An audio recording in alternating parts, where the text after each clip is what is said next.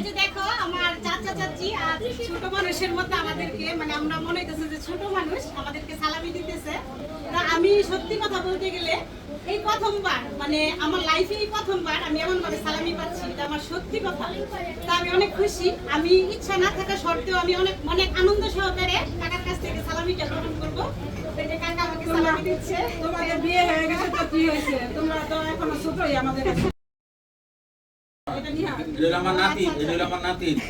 এই যে দেখো তোমাদের ভাগ্নি নিহামণি আসে নাই, তো নিহামণিকেও তার নানা সালামি দিল, তো নিহামণি অনেক খুশি হবে।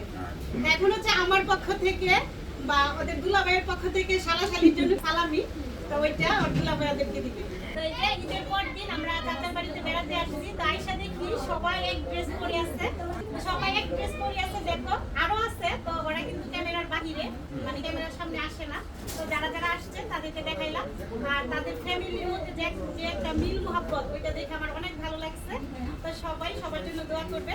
আর হচ্ছে আমার ছোট ভাই বোনদেরকে আমি এখন চকলেট খাওয়ার জন্য বেশি কিছু না, অল্প একটু সালামি দিচ্ছি। তো এই যে নাও, কে নিবা? সবার হাত দাও, সবার হাত। ঈদের দিনটা আশা করি তোমাদের সবার অনেক ভালো কাটছে, তা আগামী দিনগুলো ভালো কাটুক। তো সবাইকে সবশেষে আবারও বললাম ঈদ মোবারক।